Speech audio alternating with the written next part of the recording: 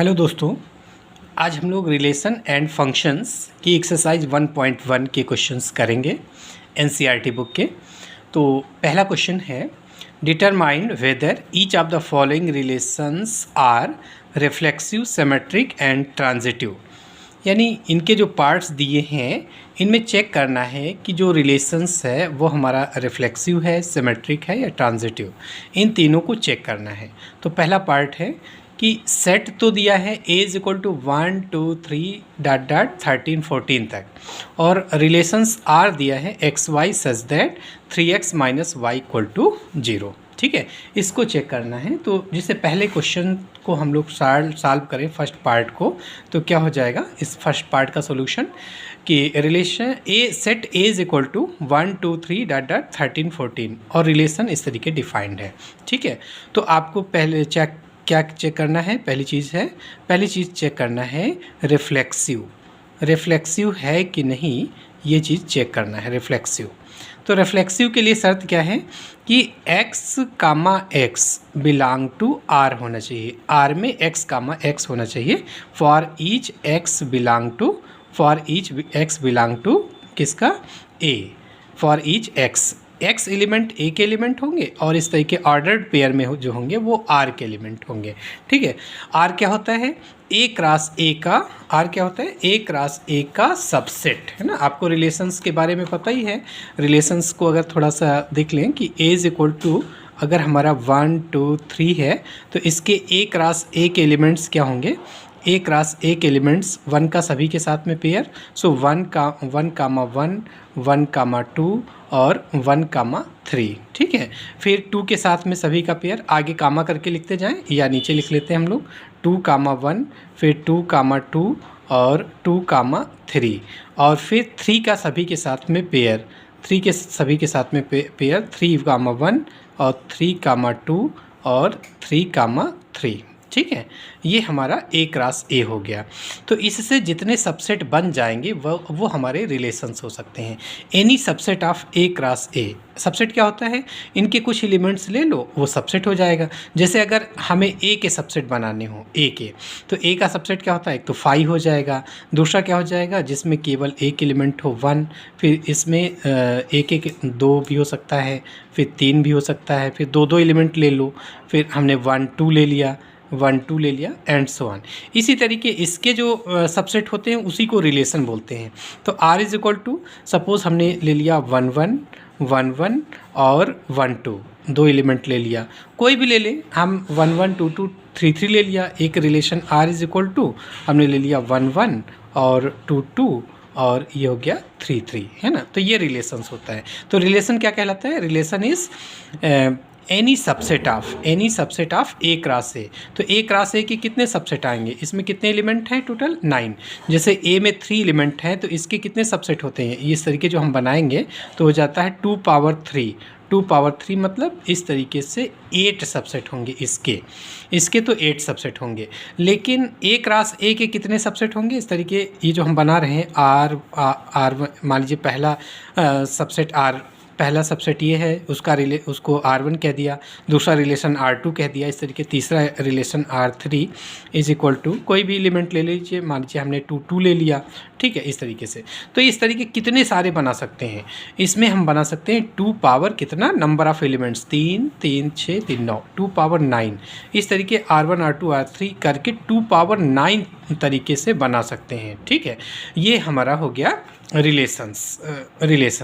तो यहाँ पे रिलेशन डिफाइंड है ये। तो रिफ्लेक्सिव रिलेशन के लिए क्या होता है?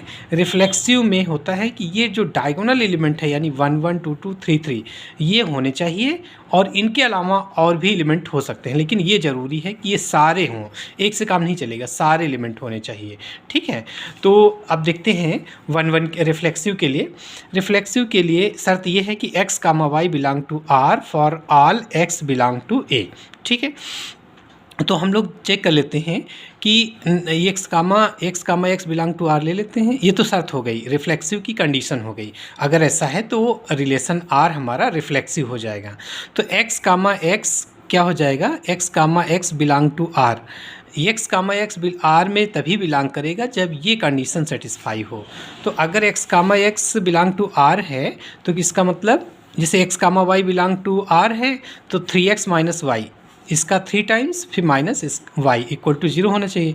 उसी तरीके x comma y belong to R है तो ये कहा क्या हो जाएगा 3x minus x, this implies that 3x minus x equal to क्या हो जाएगा 0 इसकी डेफिनेशन से। और this implies that 3x minus x क्या हो गया 2x इक्वल टू 0। तो ये क्या हो गया x इक्वल टू 0। अब बताइए x की वैल्यू 0 आ गई तो क्या x किसका एलिमेंट होता है, x हमेशा a का एलिमेंट होता है सेट का।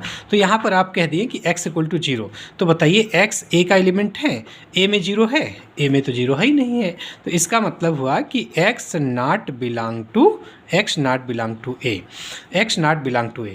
तो x बिलोंग टू a होना चाहिए था, यहाँ आ गया x not belong to a, x comma x for all x belong to a होना चाहिए। लेकिन हमने देखा कि x कामा x कोई एलिमेंट लिया a का, तो x कामा x निकाला तो क्या हुआ x not belong to a हो गया। इसका मतलब वो रिफ्लेक्सिव नहीं है, therefore r is not reflexive, r is not reflexive, r is not reflexive. ठीक है, दूसरा क्या चेक करेंगे, सेमेट्रिक रिलेशन चेक करेंगे। दूसरा सेमेट्रिक की शर्त क्या है, सेमेट्रिक की शर्त है कि अगर x comma y belong to r है तो y कामा x भी r में होना चाहिए, y comma x belong to r होना चाहिए। किसके लिए, for all x y belong to a, x y हमेशा a के एलिमेंट होंगे और ऑर्डर्ड पेयर जो है वो r के एलिमेंट होंगे। तो हम मान लेते हैं कोई भी एलिमेंट, मान लीजिए इसको मान लिया कि लेट x कामा वाई कोई एलिमेंट है बिलोंग टू r ले लिया। तो दिस इम्प्लाइज दैट, शर्त क्या है, अगर वो r में है तो क्या होना चाहिए, अगर एक्स वाई आर का एलिमेंट है तो 3x minus y equal to 0 होना चाहिए। तो ये हो जाएगा 3x minus y equal to 0 हो गया। ठीक है, और y comma x belong to r तभी होगा, y comma x belong to r तभी होगा, मान लीजिए y comma x belong to r कहें तो इसका मतलब हो गया कि 3y माइनस एक्स, इसका 3 times 3y minus x equal to 0 होना चाहिए। तो देखते हैं 3y माइनस एक्स 0 आएगा कि नहीं। इससे क्या निकला, इससे तो y इक्वल टू 3x आ जाएगा। अब हमें चाहिए 3y माइनस एक्स की वैल्यू, तो देखिए 3y माइनस एक्स क्या हो जाएगा 3, इससे देखेंगे तो इससे y की वैल्यू क्या आ गई, this implies that y is equal to क्या हो गया, y is equal to 3x। लेकिन आपको 3y माइनस एक्स चाहिए, 3y माइनस एक्स चाहिए, कहाँ से लाएंगे, वही अगर yx बिलोंग टू r है तो 3x माइनस वाई की वैल्यू चाहिए।